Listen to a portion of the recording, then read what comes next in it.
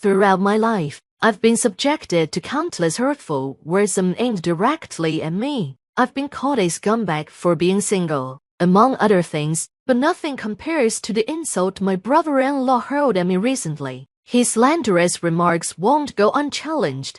My name is Amy Smith. I'm 38 years old, single, and working hard. You might wonder why I have a brother-in-law. If I'm not married, it's because I'm engaged. My fiancé, James, is 6 years younger than me. We met through a mutual friend and instantly connected. My work schedule is incredibly hectic, often requiring me to work on my days off. I met James during one of these busy periods, and when we're together, I can finally relax. James is a fantastic cook, skilled at sewing, and a diligent worker, qualities I admittedly lack. After we moved in together, he took care of the housework and even cleaned my suits, which has been a huge help. I always feel a bit guilty because I know how busy he is too. But I've reserved a table at a nice restaurant for my next day off, so we can finally enjoy a nice dinner together.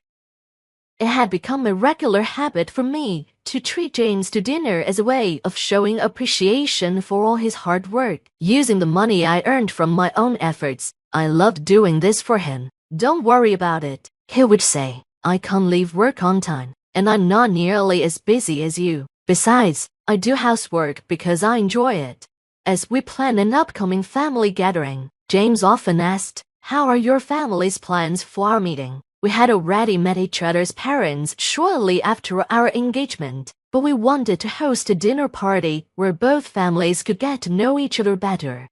James has one older brother, while I have two younger siblings. Instead of waiting until the wedding, both families agreed it would be nice to connect beforehand. So, we arranged a gathering that would include our parents and siblings.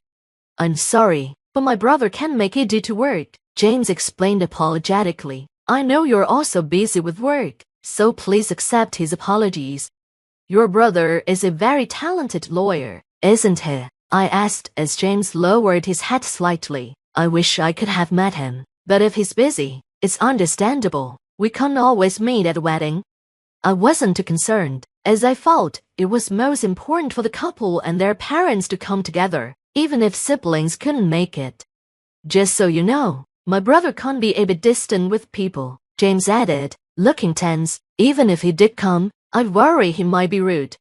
As the day of the party arrived, it turned out that my brother-in-law was indeed absent. James seemed visibly relieved that his brother wasn't there. With my brother and sister in attendance, the party turned out to be a pleasant and enjoyable affair. My parents-in-law and I had a great time, and my siblings seemed to get along well with James, which was a huge relief for me. It was a fantastic opportunity for both families to bond, though I couldn't help but wish I had met my brother-in-law. As the day came to an end, I never imagined that when I eventually met my brother-in-law, I would find him to be such a rude person. In hindsight, it seemed like a blessing that he hadn't attended the dinner party. One day, my mother and I found ourselves at the university hospital. She hadn't been feeling well, and after visiting a local clinic near her home, she was referred to the hospital for a thorough examination. Although her symptoms were limited to palpitations and dizziness, I wanted to ensure her health was in check before the wedding. My mother, now in her mid-60s, still appeared youthful, but the thought of a potential serious illness worried me. She had already delayed marriage until her 40s, which had caused me some concern, and I felt a deep sense of gratitude for how well she had raised my siblings and me. "Ma'am, why don't I cover the cost for you to have a thorough checkup?" I suggested. I had never felt such a strong desire to help before, but this was precisely why I had worked so hard to be there for my family when it mattered most. Because the test couldn't be completed in a single day, we had to visit the hospital several times. The tragedy occurred during our second visit. The university hospital was exceptionally crowded that day, with long lines everywhere. My mother and I were waiting our turn, sipping hot tea in a quiet area away from the main waiting room, where we could relax and have something to drink. My phone rang. It could be a work call. I handed my tea to my mother and stepped away to find a quieter spot where I could answer. It was indeed work-related, a call to confirm that I wouldn't be changing my surname when I joined the family register after marriage. As I returned to my mother, I heard someone yelling. My heart sank. What was happening?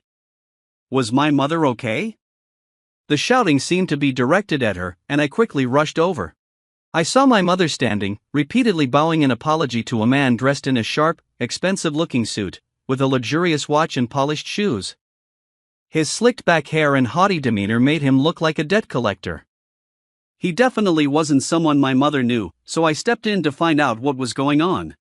"Excuse me," I said, trying to be polite. "Did my mother do something to offend you?"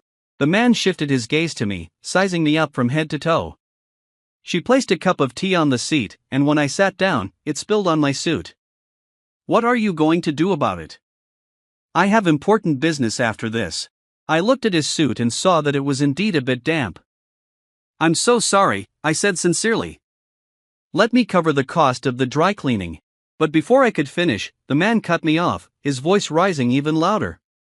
His shouting quickly drew the attention of everyone nearby, and soon, nurses and a small crowd had gathered around us. "I'll let it go with just the cleaning fee," the man finally said, perhaps realizing the scene he was causing. "Do you have any contact details? How can I reach you?" I fumbled for a business card but realized I didn't have one with me. Just then, a security guard approached and asked, "Is everything all right here? Is there a problem?" The man clicked his tongue in irritation and threw his business card at my feet. "Make sure you call me," he sneered. "Don't think you can escape. I have connections at this hospital, they'll give me your information if you don't." I was stunned by his audacity and cruelty. As I bent down to pick up the card, he continued his tirade. "You're single at your age? Women have an expiration date, and you're not just expired, you're unsold industrial waste, like raw garbage. A single woman, pathetic." Before I could respond to the vile insult directed at both me and my mother, the man turned on his heel and hurried off, clearly trying to avoid the security guard. I was left standing there, furious and disappointed in myself for not being able to protect my mother from this man's rudeness.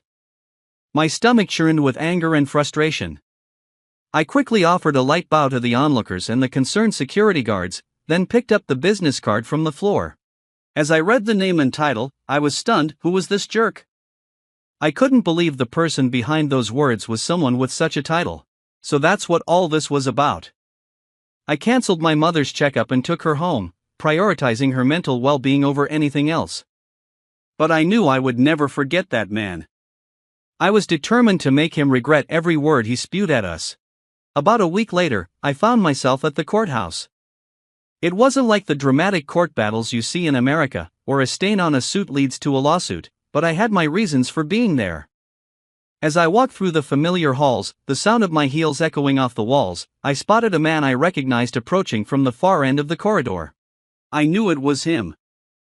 As I considered what to say, he looked up, recognition flickering in his eyes. "You're that trashy single woman from the other day, aren't you?" he sneered. "You've got to be kidding me. What are you doing here? This isn't a place for someone like you." It was the same man who had insulted my mother and me at the hospital. I wanted to unleash a barrage of harsh words, but something held me back. I have a darker side, a part of me that wants to see justice served with a touch of vengeance. Instead, I smiled coolly and said, "Oh, I'm very sorry about the other day. You must be Tom Dixon from Honeywell Law, correct?" I brushed off his outburst, recalling the business card he had thrown at me. Dixon's expression twisted with annoyance as he launched into a tirade about the suit incident, his mouth curling into a nasty grin. "I had a client meeting at the hospital after that," he snapped. "You embarrass me. How does a trashy woman like you stain someone's suit and then not even have the decency to call me back?" As he ranted, I realized Dixon was indeed a lawyer, and our encounter today was purely by chance. His loud voice was attracting attention from others in the hallway, and I could feel the eyes of passers-by. Dixon seemed to revel in the spectacle, taunting me even louder as if he wanted to show off. I shook my head, which only irritated him further, but before he could continue, a voice from behind me cut through the tension. "Mr. Dixon, what's the matter?" someone asked, stepping up to address him directly. When Dixon saw the man behind the voice, His demeanor instantly shifted. He mumbled, "Oh no, this woman," as he fumbled to pull a business card from his case. The man who had just spoken looked at me, and his eyes widened in surprise. I glanced at the card Dixon had just handed over. It read, "Attorney Hannibal, partner at Honeywell Law Office." This man wasn't just Dixon's boss, was the CEO of the entire firm.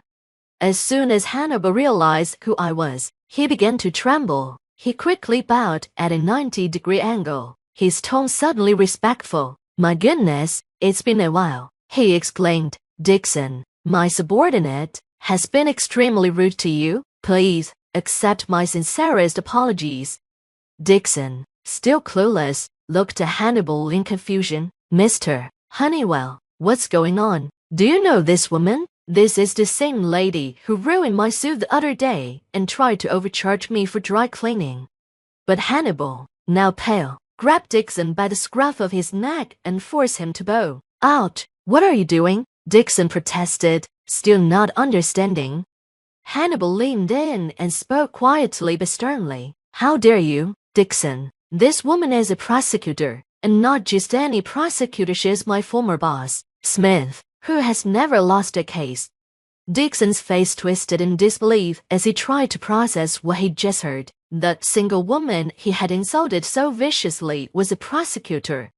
"Yes, I am a lawyer. Since childhood, I've been unable to overlook injustice. I once debated whether to become a police officer or a lawyer, but ultimately chose the latter. My goal has always been to bring criminals to justice, even if I couldn't catch them myself. Now, as a prosecutor, I work tirelessly to see that justice is served.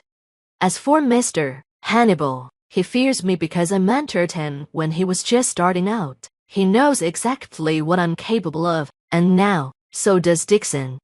He's a serious man, but he's in trouble now because the bond between a mentor and a rookie never fades." Attorney Dixon, who was visibly shaken, seemed ready to say something, but I didn't give him the chance. "You've grown into a fine man, Mr. Hannibal," I said calmly. Then, turning to Dixon, I added, "Mr. Dixon, I'll pay for your dry cleaning immediately. I apologize for the delay. I've been swamped with work. Is that acceptable, brother-in-law?" "Brother-in-law," Dixon repeated, his mouth dropping open in shock. "No way, James's fiancé." He frowned, his eyes wide with disbelief. The man who had been so rude to my mother and me was indeed my brother-in-law, the one who had missed our wedding dinner due to work. As I watched, his face turned pale. "As a lawyer, you should know that comments like 'a single woman is garbage' are not just insulting, they're legally actionable," I said, my voice steady. "I was ready to cover the cost of your dry cleaning, but your response was appalling. You could be sentenced to up to 1 year in prison, fine up to $3,000, or both. Which do you prefer?" As I said this, I couldn't help but smile. Attorney Dixon finally fell to his knees, bowing deeply as he realized his position was in jeopardy. "Please forgive me," he pleaded, "if the press finds out." It seemed that even assertive lawyers are keenly aware of the media's potential impact. Sometime later, I had a successful wedding, and am now thoroughly enjoying my newlywed life. James has embraced his role as a full-time house husband, allowing me to dedicate myself even more to my work and family. My brother-in-law apologized repeatedly to both my mother and me and even offered to settle the matter. However, I decided to let him off the hook for the dry cleaning bill. I could cover that myself.